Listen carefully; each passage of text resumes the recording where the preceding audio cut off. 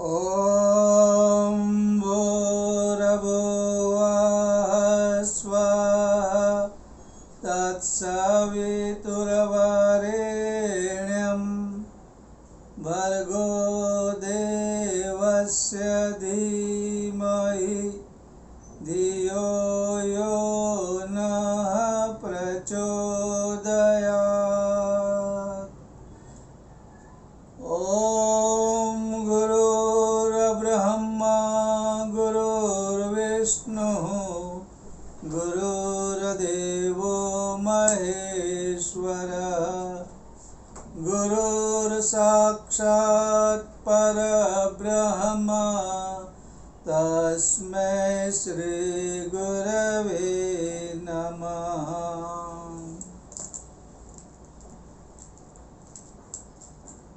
हम लोगों ने पिछली बार देखा अद्वेष्टा सर्वभूतानां,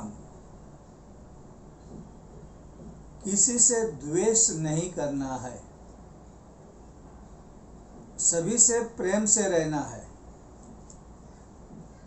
द्वेष करने से, नफरत करने से दूसरों का नुकसान होता है, कभी कभी नहीं भी होता है, लेकिन द्वेष करने वाले का नुकसान सदा होता है।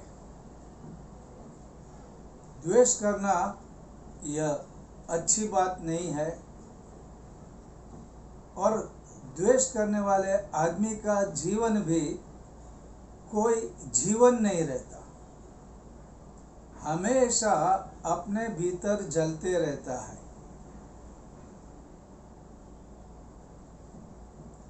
इससे क्या होता है कि जो व्यक्ति द्वेष करता है उसे दूसरे लोग भी द्वेष करना कभी कभी शुरू करते हैं। मुझे याद है, हमारी सोसाइटी में एक झाड़ू निकालने वाला लड़का आता था। उसी समय एक महिला स्नान करके मंदिर जाती थी। दोनों का समय एक होता था। वो झाड़ू निकालने वाला लड़का क्या करता था, जानबूझकर उस नारी को छू लेता। उस नारी को लगता कि मैं अपवित्र हो गई, वो फिर से जाती, स्नान करती और फिर निकलती। एक दिन तो उसने क्या किया, 3 बार ऐसा किया, 3 बार स्नान करके आई और ये लड़का तीनों बार उसको जानबूझकर छूने लगा। तो मैंने उसे पूछा कि तू ऐसा क्यों कर रहा है। वो बोलता है कि अंकल क्या होता है, वो जब भी आती है ना तो ऐसे करती है, जा जा दूर जा दूर जा दूर जा। मुझे लगता है कि मेरा अपमान हो रहा है और इसलिए मैं उसको छूता हूँ, उसे परेशान करता हूँ, क्योंकि जब मुझे बोलती है हट हट करती है तो मेरा मन दुखता है, मुझे नहीं अच्छा लगता, इसलिए मैं उसे भी परेशान करता हूँ। द्वेष का ऐसा परिणाम होता है। इससे दूर रहना ये हमारी मन शांति के लिए बहुत जरूरी होता है। उसके बाद कहा गया है कि असंयमित एवं अनैतिक जीवन से यथासंभव दूर रहें। जीवन में संयम और सदाचार का महत्व है। अध्यात्म जीवन जो है, आध्यात्मिक जीवन के ये आधार है। संयमित जीवन जीना ये हमारे लिए लाभदायक है। मर्यादा पुरुषोत्तम राम की उपासना करने वालों के लिए मर्यादाओं का पालन करना ये बहुत जरूरी होता है। असंयमित जीवन बहुत सारी बीमारियां, बहुत सारे कलह और जीवन शक्ति खोने का कारण बन जाता है। परम पूज्य गुरुदेव ने हमें 4 संयम दिए हैं। जो सुखी जीवन जीना चाहता है उनके लिए संयम रखना जरूरी है। संयम में कोई चीज छोड़नी या लेनी नहीं है। जैसे अगर मुझे भजी खाना है और मेरे लिए 4 भजी मेरे स्वास्थ्य के लिए ठीक है, तो उतना खा के मुझे दूसरा नहीं खाना चाहिए। लेकिन मैं असहमित होके पूरा खा लिया, फिर भी जगह नहीं पेट में, फिर और खा लिया, फिर सीने में दर्द हुआ, एसिडिटी हुई, काम करने की इच्छा लुप्त हो गई, तो मेरे लिए ठीक नहीं है। तो ऐसे समय पे संयम की कीमत होती है। ये संयम चाहे रिलेशन की बात हो, चाहे खाने पीने की बात हो, चाहे इंद्रिय सुख की बात हो, चाहे समय की बात हो, सभी में संयम होना ये जरूरी है। आदमी जब असंयमित बन जाता है, उसकी इंद्रियां जब असंयमित बन जाती है, तब वो आदमी बहिर्मुखी हो जाता है। और जब बहिर्मुखी होता है तो वो कहीं ऐसे गलत काम करने लगता है, क्योंकि उसकी एकाग्रता नहीं, उसकी मन की शांति चली जाती है। असंयमित आदमी कभी भी सफलता प्राप्त नहीं करता। असंयमित आदमी कभी भी मन से सुखी नहीं होता। और असंयमित आदमी अपनी इच्छाओं को पूरी करने के लिए अनैतिक बन जाता है। वह अनैतिक कार्य करने लगता है, क्योंकि परमात्मा ने ऐसी व्यवस्था की है जिसको जो जरूरत है वो तो मिल जाता है, लेकिन जिसकी जरूरत नहीं उसके लिए वो आदमी बार बार कोई मार्ग अपनाए तो वो अनीति का मार्ग हो जाता है। जरूरत से ज़्यादा प्राप्त करने की, बहुत बड़ी इच्छाएं करने की, और इच्छाएं पूर्ण नहीं होती है तो भी आदमी दुखी होता है, क्रोधी होता है। तो असंयमी आदमी अनीति का मार्ग अपनाता है। इसलिए न हमें संयम को खोना है, न अनीति के मार्ग पे चलना है। हमारे ऋषि तो इतना भी कहते हैं, अनीति से कमाया हुआ धन, उससे प्राप्त अन्न खाना भी पाप है। परम पूज्य गुरुदेव भी कहते थे कि कोई भी व्यक्ति अगर अनीति से धन प्राप्त करता है या कोई सफलता प्राप्त करता है तो उसकी प्रशंसा करना भी गलत है, और न ही हमें भी यह मार्ग अपनाना है। अनीति के मार्ग पर चलकर ज़्यादा धनवान बनना, ज़्यादा सफल बनना, यह प्रयत्न हमें नहीं करना चाहिए, क्योंकि ये अंत में दुखदायी होता है। नीति के मार्ग पे चलना है, उसी से जो कुछ भी प्राप्त होना है उसे संतुष्ट रहना है। हमारे यहाँ शास्त्रों में कहा है, जो संतुष्ट है वह संपत्तिवान है। इसका गहरे में हमें अर्थ समझना चाहिए। और इसके बाद हमारे यहाँ कहा गया है, असंतुलित जीवन से बाहर निकले। इम्बैलेंस, असंतुलित जीवन, यह ठीक नहीं है। हमारे शास्त्रों में कहा है, अति सर्वत्र वर्जित। जो अति है, जो ज्यादा है, उसे दूर करो। कोई भी चीज हो, जिसे हम अच्छी माने या बुरी माने, बहुत ज़्यादा अच्छा बनना और बहुत ज़्यादा बुरा बनना, ये गलत है। भगवान बुद्ध जितना भी करते थे, तो भगवान बुद्ध के जीवन में उन्होंने बहुत सारे कष्ट सहन किए, बहुत सारी तपस्या की, बहुत सारे उपवास किए, लेकिन उन्हें वह संतोष, वह सुख, वह आनंद, वह निर्वाण की स्थिति प्राप्त नहीं हुई। तब उन्होंने मध्यम मार्ग, बैलेंस लाइफ की बात की। बुद्धम शरणम गच्छामि की जब बात आती है, तो उसमें सबसे पहले कि मेरा जीवन मुझे समतल करना है, ज़्यादा इसे छोड़ना है। भगवद गीता में भी कहा गया है,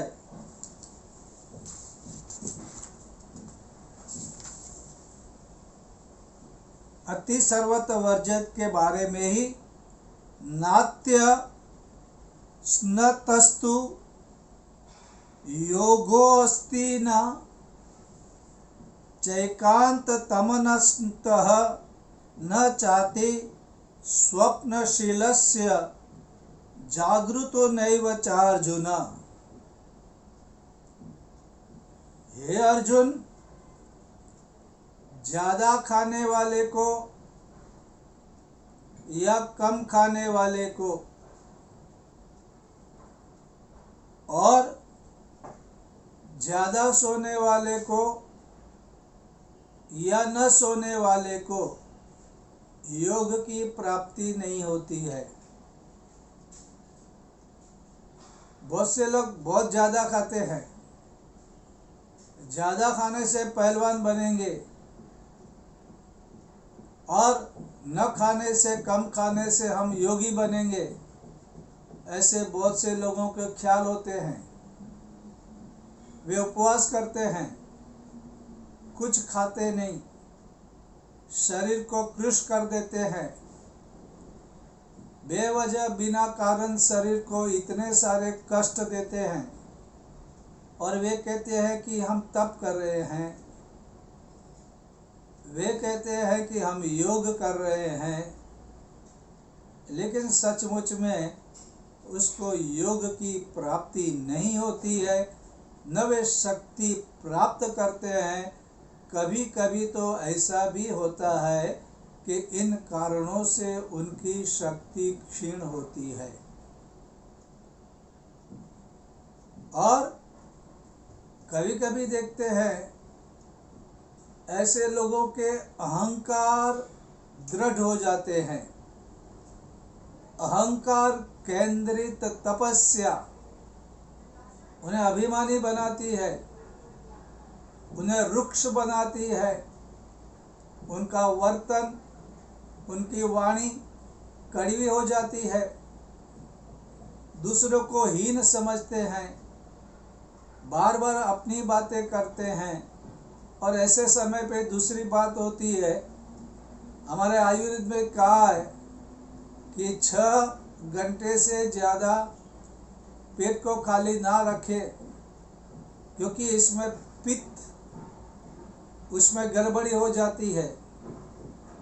कभी उल्टी जैसा, कभी सर गर्म होना, कभी मानसिक बैलेंस जाना, और कभी कभी आदमी क्रोधित बन जाता है। कई घरों में तो जब कोई व्यक्ति उपवास या अनुष्ठान करता है तो वे डर जाते हैं। वो कहते हैं आपस में इशारा करके 9 दिन तक संभल के रहना। जिनको डायबिटीज हुआ है, जिनको हृदय के समस्या जूझ रहा है, उन लोगों को दवा लेना है, और दवाएं खाली पेट लेने से वह नुकसान करती है, खून पतला करने वाली। और कई ऐसी दवाएं हैं खाली पेट लेने से पेट में अल्सर वगैरह भी होता है। डायबिटीज वाले के लिए भी खतरा पैदा होता है। तो इसे मध्यम मार्ग अपनाकर इसका पालन करना चाहिए। तो ये भगवत गीता में भगवान कृष्ण ने कहा है। तो कभी कभी लगेगा तो फिर ये महान संत जो इतने उपवास करते हैं, बिना पानी रहते हैं, वे गलत है क्या?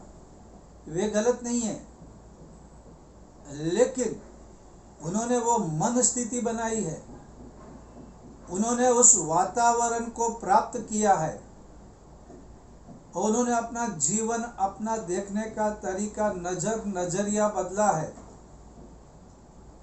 तो वे करते हैं, लेकिन हम अगर सामान्य जीवन जी रहे हैं, हमारा मन बात बात में अपसेट हो रहा है, हमारे शरीर में न जाने कितने प्रकार की बीमारियां हैं, न जाने हम जिस वातावरण में रह रहे हैं वो कितना विषाक्त है, इसके बारे में हमें नहीं पता, और हम हिमालय के योगी की तरह रहना चाहेंगे तो वह ठीक नहीं होता।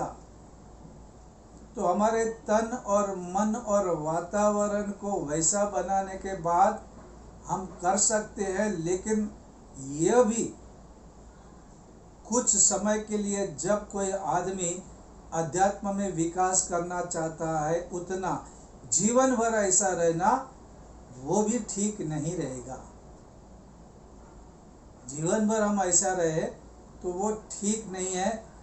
ऐसे हमारे ऋषि कहते हैं, हमारे भगवान कृष्ण ने गीता में कहा है, और उन्होंने और भी कहा है आगे, युक्ताहार विहारस्य युक्त चेष्टस्य कर्मसु युक्न स्वप्नावबोधस्य योगो भवति दुःखः। उन्होंने कहा योग्य आहार विहार, संतुलित आहार विहार, संतुलित भोजन, संतुलित व्यवहार, और साथ में योग्य कर्म,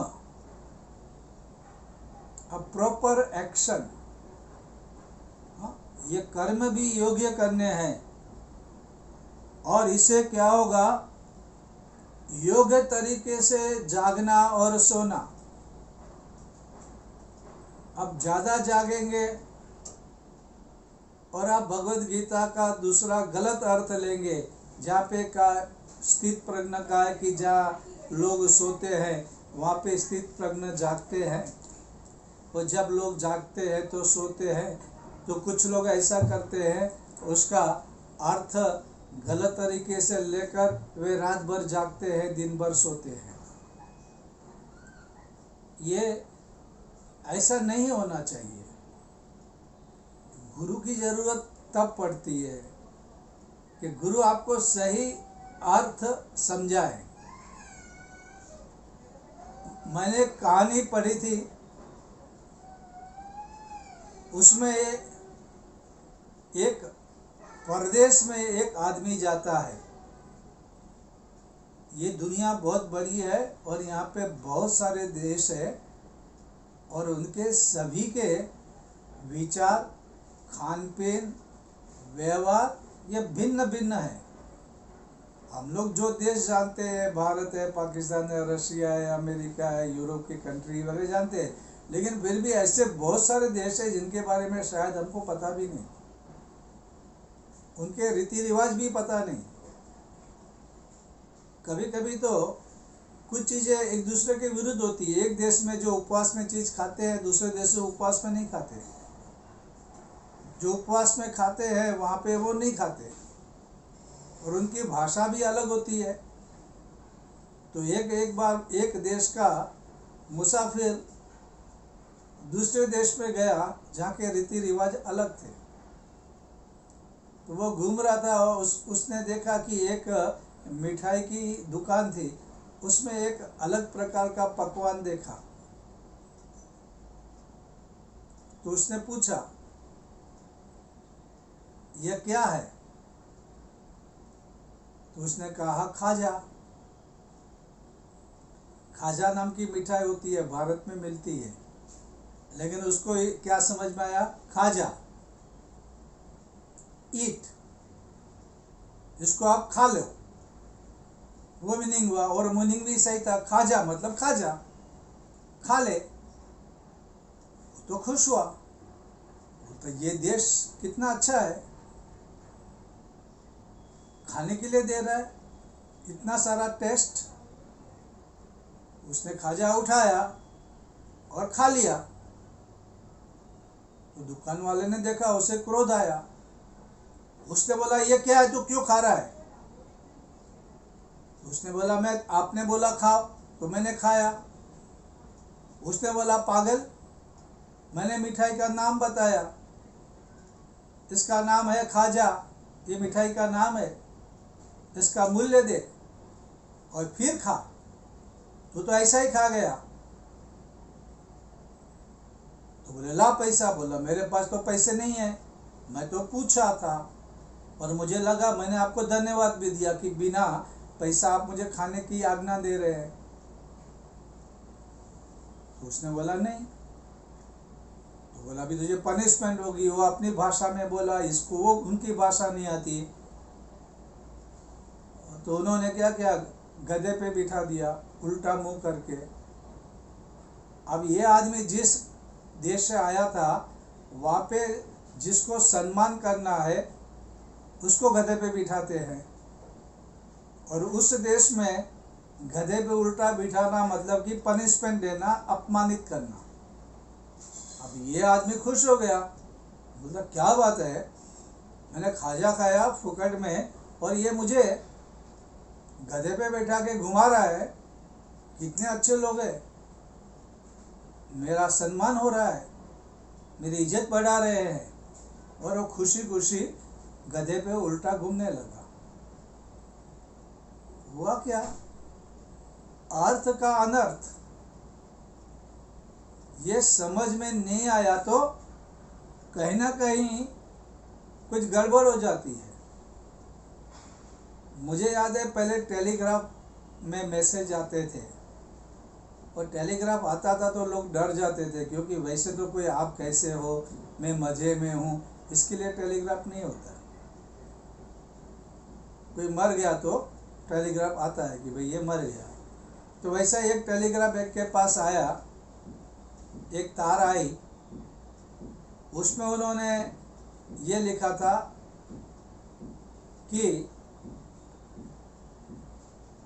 मामा आज अजमेर गए हैं, मामा आज अजमेर गए हैं। और अजमेर का स्पेलिंग AJ वगैरह जो होता है, वो पढ़ने के बाद उसका मीनिंग वहाँ के पढ़ने वालों ने लिया कि मामा आज मर गए हैं, मामा आज मर गए हैं। और लोगों ने रोना शुरू कर दिया, शोक मग्न हो गए। अर्थ थोड़ा सा बदल गया, अर्थ का अनर्थ हो गया। हम लोग कभी कभी ये भी बात करते हैं, भारत ऑस्ट्रेलिया पहुंच गया, वहाँ पर क्रिकेट खेलेगा, फिर आता है कि भारत हार गया। इसका मतलब ऐसा नहीं कि पूरा भारत ऑस्ट्रेलिया गया, पूरा भारत क्रिकेट गया। हम पढ़े लिखे लोग हैं, हमें पता है कि हमारी क्रिकेट की टीम वहाँ पे गई, हमारी क्रिकेट की टीम वहाँ पे खेली, या तो हारी या तो जीती। ये भारत के प्रतिनिधि है, पूरा भारत नहीं गया। हमारे शास्त्रों में भी आता है फलाना पर्वत चल के वहाँ गया। इसका मतलब ये नहीं होता कि पूरा पर्वत चल के गया, मतलब वहाँ के लोग उस पर्वत पे गए जहाँ पर धर्म की चर्चा हुई, जहाँ पे किसी ऋषि ने ज्ञान की चर्चा की। लेकिन ये जो पढ़े लिखे हैं ये समझ पाते हैं, लेकिन जिनके पास ज्ञान नहीं है वे लोग इसे समझ नहीं पाते, और इसलिए अर्थ का अनर्थ होता है। और वैसा ही हमारा फिर व्यवहार होने लगता है। मतलब कौन सा व्यवहार होता है, जो गलत व्यवहार है वह होने लगता है। इसलिए हमें पूरी तरह से उसे समझना चाहिए और आगे हमें इस प्रकार का जीवन जीना चाहिए। तो कहीं पे भी शरीर को बहुत कष्ट ना दे, बिना सोचे समझे, न ज़्यादा जागे न ज़्यादा सोए। एक बैलेंस, एक अनुशासन ये जीवन में अपना है। 2-3 घंटा अगर आप सोएंगे, आप न साधना कर पाएंगे, न आप जप कर पाएंगे, न आप ध्यान कर पाएंगे। और ज़्यादा आलसी बने लेटे रहेंगे, कुंभकर्ण को अपना देवता मानेंगे, तो भी मुश्किल है, तो भी आप कुछ नहीं कर पाएंगे। आपके जीवन में अनुशासन, नियमितता नहीं आएगी। इसलिए आप अपने शरीर की बीमारियां, आपकी दवाएं, आपके घर का वातावरण, आपको सोने या जागने की आदतें, आप जो काम कर रहे हैं वो काम, उसमें शरीर में कितनी मेहनत करनी पड़ती है, ये सारी चीज़ों को देख के करना है। क्योंकि कभी कभी बहुत से लोगों को ऐसे टाइम पे पित्त प्रकोप से बहुत गुस्सा आता है। तो जब वो सामान्य जी रहा था तो अच्छा आदमी होता है, लेकिन इन दिनों में वो क्रोधित होता है, लोग डरना शुरू करते हैं। मैंने सुना है एक हमारे मित्र ने तो गुस्से में, बच्चा रोता था तो उसके मुंह में मिर्चियाँ डाल दी कि बाबा चुप रहे, साधना में खंडित मत कर। कितने घरों में पत्नी पत्नी के झगड़े बढ़ जाते हैं उन दिन, कितने बच्चों को मार पड़ती है। इसलिए बैलेंस रख के योग्य आहार विहार, नींद और जागृति, इसका महत्व समझ के हमें चलना चाहिए। अब इसके बाद जो सूत्र हमें दिया गया है वह है, जितना हो सके पर निंदा से दूर रहें। निंदा एक मीठा रस है, रातों की रातें गुजर जाती है। कुछ दोस्त या कुछ महिलाएं अगर बैठती है और किसी की निंदा शुरू होती है तो प्रभात काल तक वे बैठे रहते हैं, न उन्हें नींद आती है, न उन्हें चाय कॉफ़ी की ज़रूरत पड़ती है, इतना अच्छा लगता है। लेकिन निंदा करने से कोई फायदा होता है? ये निंदा ये दैवी गुण नहीं है, ये आसुरी गुण है। और निंदा करते समय हम जितने उनके दोषों के बारे में बातें करते हैं, वे दोष भी छिपकर हमारे मन में आकर बस जाते हैं। तो इससे हमें दूर रहना है। इसके बारे में हम लोग नेक्स्ट गुरुवार को बात करेंगे। जब तक हमने जो आज बातें सुनी उसको हम लोग जीवन में उतारने का प्रयत्न करें। ये सब चीज़ें धीरे धीरे होती है, अचानक नहीं होता है। अचानक किसी किसी को होता है जब गुरु के पास, गुरु के सानिध्य में है, या उनके जीवन में कोई घटना घटी है तो यह फौरन परिवर्तन आता है। लेकिन सामान्य जनों में धीरे धीरे आता है। इसलिए हम भी बच्चों की तरह धीरे धीरे इनको अपनाएं, और एक दिन ऐसा आएगा जब वह हमारा स्वभाव बन जाएगा, हमारे जीवन की अच्छी आदतें बन जाएगी और हमारा जीवन बहुत ही अच्छा हो जाएगा। तो हम उसी कदम से चले, धीरे धीरे आहिस्ता आहिस्ता चले। बस आज के लिए बस।